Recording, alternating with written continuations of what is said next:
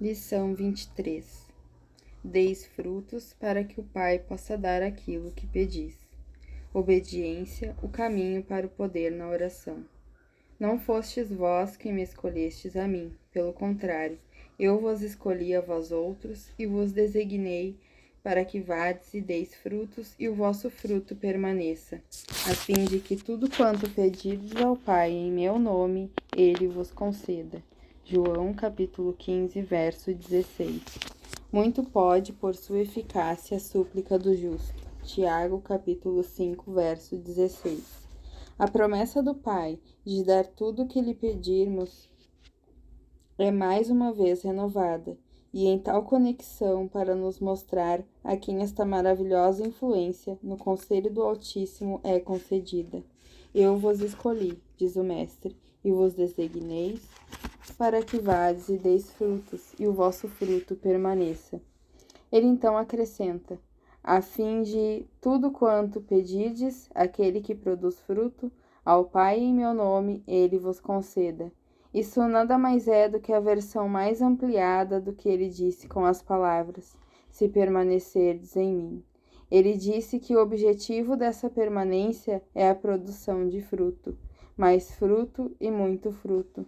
Nisto o Pai seria glorificado e a marca do discipulado seria evidenciada. Não é de admirar que agora ele acrescente de onde a realidade da permanência é vista em fruto abundante e permanente. Essa seria a condição para orar, a fim de obter o que pedimos. A total consagração ao cumprimento do nosso chamado é a condição da oração eficaz. Esta é a chave para as bênçãos ilimitadas das maravilhosas promessas de Cristo relativas à oração. Há cristãos temerosos de que tal afirmação esteja em contradição com a doutrina da graça gratuita. Mas certamente não com a graça gratuita bem compreendida, nem com tantas declarações que expressam a bendita palavra de Deus. Tomemos, por exemplo, as palavras de João. Amemos de fato e de verdade, e perante ele tranquilizaremos o coração. E aquilo que pedimos dele recebemos, porque guardamos os seus mandamentos e fazemos diante dele o que lhe é agradável. 1 João 3, verso 18 a 19 e 22. Ou tomemos as palavras tantas vezes citadas de Tiago. Muito pode, por sua eficácia, a súplica do justo. Isto é, um homem de quem, segundo a definição do Espírito Santo, pode ser dito: aquele que pratica a justiça é justo, assim como ele é justo. 1 João, capítulo 3, verso 7. A oração desse homem pode muito por sua eficácia. Observe atentamente o espírito de tantos salmos com seu apelo confiante à integridade e justiça do suplicante. No Salmo 18, Davi diz: retribui-me, ó Senhor, segundo a minha justiça, recompensou-me conforme a pureza das minhas mãos.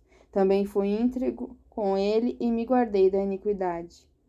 Daí, retribuir-me o Senhor segundo a minha justiça. Salmo 18, verso 20, 23 a 24. Veja também o Salmo 7, Salmo 15, Salmo 17, Salmo 6, Salmo 129 e o 153. Se considerarmos com cuidado essas declarações à luz do Novo Testamento, veremos que elas estão em perfeita harmonia com o ensinamento claro do Salvador, nas suas palavras de despedida. Se guardardes os meus mandamentos, permanecereis no meu amor.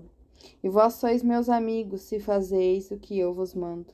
Na verdade, as palavras significam literalmente: eu vos escolhi a vós outros e vos designeis para que vades e deis frutos, a fim de que tudo quanto pedirdes ao Pai em meu nome, ele vos conceda.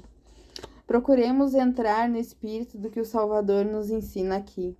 Há um perigo no meio evangélico de que, por um lado, concentrar-se demais no que é oferecido, como se certas experiências devem ser obtidas por meio de oração e fé. Mas, por outro lado, há um aspecto que a palavra de Deus enfatiza fortemente: o da obediência como o único caminho da bênção. Temos de compreender que em nosso relacionamento com o ser infinito que chamamos de Deus, que nos criou e redimiu, o primeiro sentimento que deve ser despertado em nós é o de sujeição. A entrega à sua soberania, sua glória, sua vontade, Seu prazer deve ser o primeiro e mais elevado pensamento de nossa vida. A questão não é como obter e desfrutar seu favor, pois tal atitude ainda demonstra preocupação consigo mesmo.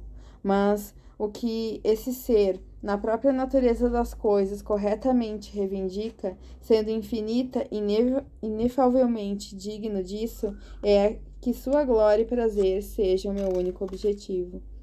Render-se à sua perfeita e bendita vontade, uma vida de serviço e obediência, é a beleza e o encanto do céu. Serviço e obediência são esses os ensinamentos que foram importantes na mente do Filho quando habitava na terra. Serviço e obediência, esses devem ser nosso principal alvo e objeto de desejo, mais do que descanso ou luz, mais do que alegria ou força. Neles encontraremos o caminho para todas as mais sublimes bênçãos que nos aguardam. Apenas observe o lugar de importância que o mestre dá a isso, não apenas no 15º capítulo, em que faz declaração com permanecer, mas no 14º, em que fala da habitação do Deus Trino. O verso 15 e o 16 dizem: Se amais, guardareis os meus mandamentos, e eu rogarei ao Pai, e ele vos dará outro Consolador. E o verso 21 diz: Aquele que tem os meus mandamentos e os guarda, esse é o que me ama. Ele terá o seu amor especial do Pai repousando sobre ele e a especial manifestação de Cristo. E novamente no verso 23 temos uma das mais elevadas, superiores e preciosas promessas. Se alguém me ama, guardará a minha palavra, e meu Pai o amará, e viveremos para ele e faremos nele morada. Que palavras poderiam expressar melhor e mais claramente que a obediência é o caminho para a habitação do Espírito, para a revelação de seu Filho dentro de nós, para estarmos preparados para ser a morada e a habitação do Pai? A habitação do Trino Deus é a herança daqueles que obedecem.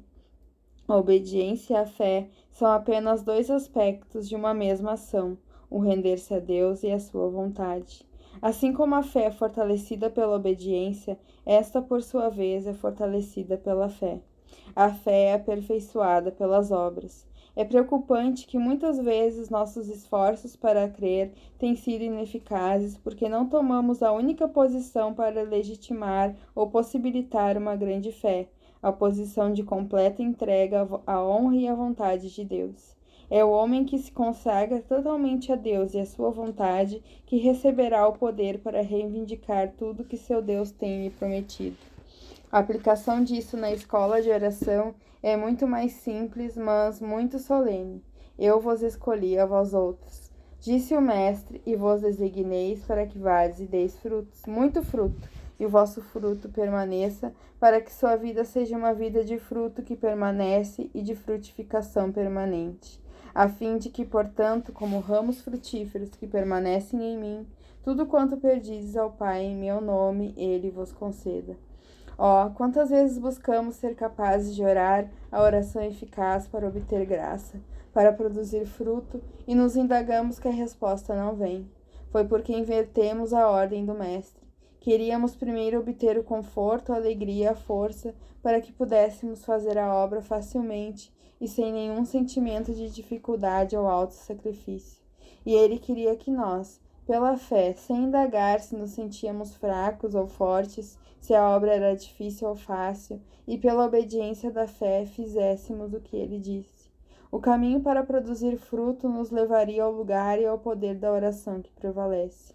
A obediência é o único caminho que leva à glória de Deus. Não a obediência no lugar da fé, minha obediência que supre as deficiências da fé.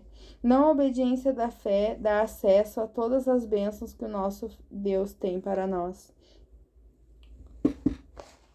O batismo no Espírito, a manifestação do Filho, a habitação do Pai, a permanência no amor de Cristo, o privilégio de sua santa amizade e o poder da oração que sempre prevalece. Tudo isso está à espera do cristão obediente. Levemos as lições para casa. Agora sabemos o grande motivo por que não tivemos poder nem fé para orar a oração que prevalece. Nossa vida não foi como deveria ter sido. A obediência simples e direta e frutificação permanente não foram suas principais características. E como todo o nosso coração e com todo o nosso coração provamos a designação divina. Homens a quem o Senhor concede tanta influência no governo do mundo que seu pedido realiza o que de outra forma não aconteceria. Homens cuja vontade vai direcionar o caminho pela qual a vontade de Deus será feita, têm de ser homens que aprenderam eles mesmos a obediência, cuja lealdade e submissão à autoridade tem de estar acima de qualquer suspeita. Toda nossa alma aprova a lei da obediência e da frutificação como o caminho que leva para a oração que prevalece. E com vergonha reconhecemos como estamos longe de estampar esta marca em nossa vida. Vamos nos render e assumir a designação que o Salvador nos dá. Estudamos sua relação conosco como mestre, que a cada novo dia não buscamos mais pensar em conforto, alegria ou bênção em primeiro lugar. Que nosso primeiro pensamento seja: eu pertenço ao Mestre, e cada movimento que devo agir como sua propriedade, como parte dele mesmo, como aquele que busca conhecer e fazer a sua vontade. Um servo, um escravo de Jesus Cristo, que seja esse o espírito que nos anima. Se ele diz: já não vos faço servos, mas tenho-vos chamado amigos, vamos assumir o lugar de amigos. Vós sois meus amigos, se fazeis o que eu vos mando. A única coisa que ele nos recomenda como seus ramos é produzir fruto. Vivamos para abençoar outros, para testificar da vida e do amor que há em Jesus. Em fé e obediência vamos dar toda a nossa vida para o que Jesus nos escolheu e para o que nos designou, para produzir fruto. À medida que meditamos em como nos elegeu para isso e assumamos nossa designação como proveniente de Deus, que sempre concede tudo o que pedimos, crescerá fortemente em nós a confiança de que a vida que produz fruto, abundantes e duradouros, está ao nosso alcance. Entenderemos porque somente esse frutificar pode ser o caminho para o lugar da oração que sempre prevalece. É para que, em obediência ao Cristo de Deus, está demonstrando que faz o que o seu Senhor deseja, que o Pai fará tudo o que ele desejar. E aquilo que pedimos, dele recebemos, porque guardamos os mandamentos e fazemos diante dele o que lhe é agradável. 1 João 3, verso 22. Senhor, ensina-nos a orar.